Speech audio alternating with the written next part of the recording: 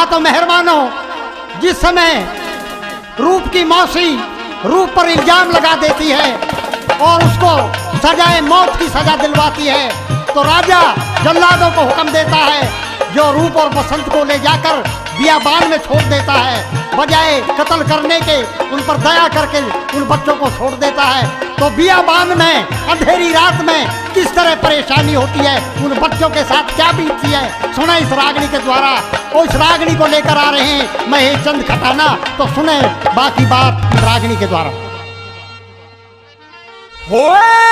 बियाबान में रात अंधेरी, दुखी अटकते डोले, हो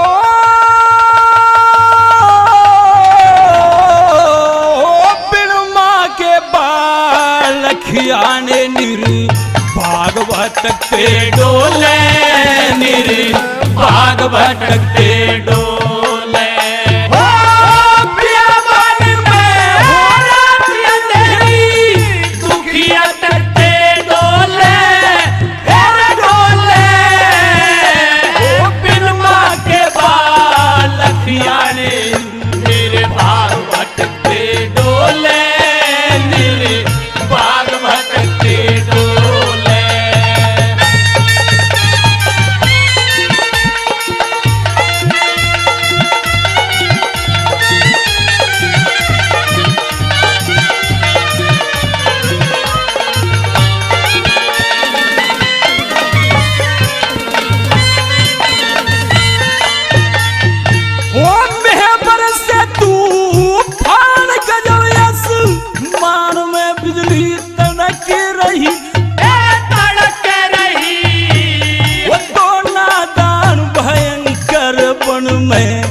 डर डर छाती धड़क रही, डर डर छाती धड़क रही।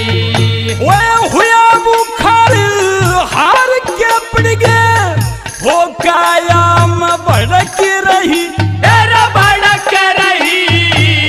भाग्य श्रप विशाल देख के ना मरने में रड़क रही, ना मरने में रड़क रही।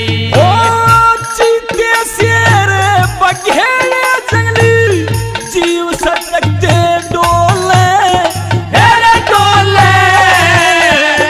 बिन माँ के बालखियाने मेरे भाग भटकते डोले, मेरे भाग भटकते डोले।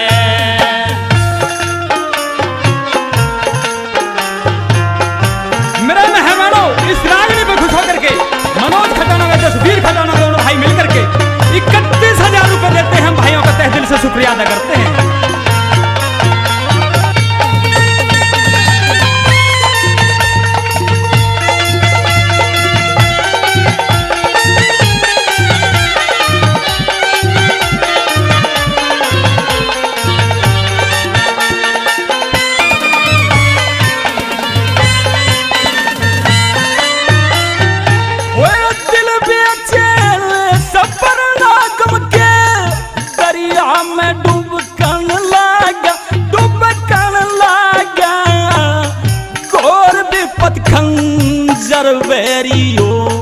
गाव जी घर चुभ कण लागा, गाव जी घर चुभ कण लागा।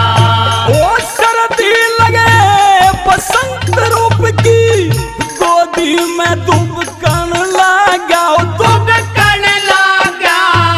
ओ गजा पैर में सूर बिचारा, माँ कह के शुभ कण लागा, माँ कह के शुभ कण लागा। भूमंडल में दर्द भरे अल, फाज खटकते डोले, हेरे डोले। बिन माँ के बालखियाने मेरे भाग भटकते डोले, मेरे भाग भटकते डोले।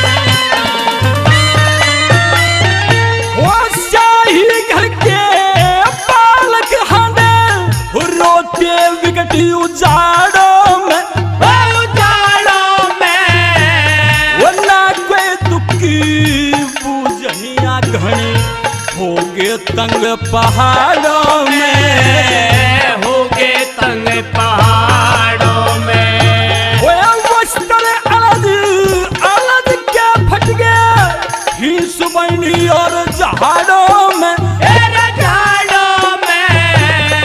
और बता के कसर रही तक तीर तेरे खिलवाड़ों में, तक तीर तेरे खिलवाड़ों में। वे भूख प्यास ते व्याकुल बन के पेड़ झटके डोले, तेरे डोले हो बिलमा के बालक यानी मेरे भाग भटकते डोले, मेरे भाग भटकते डोले।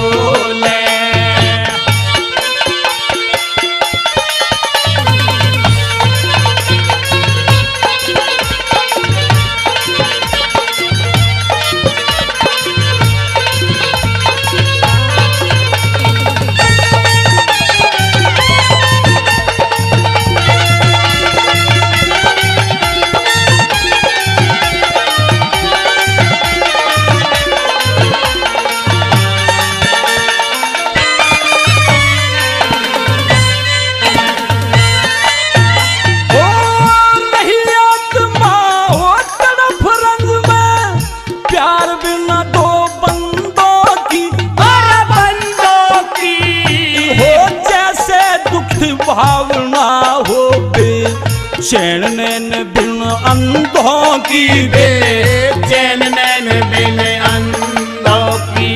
वो चंद्रलाल गुरु ते शिक्षा ले ली चोखे धंधों की, तेरे धंधों की।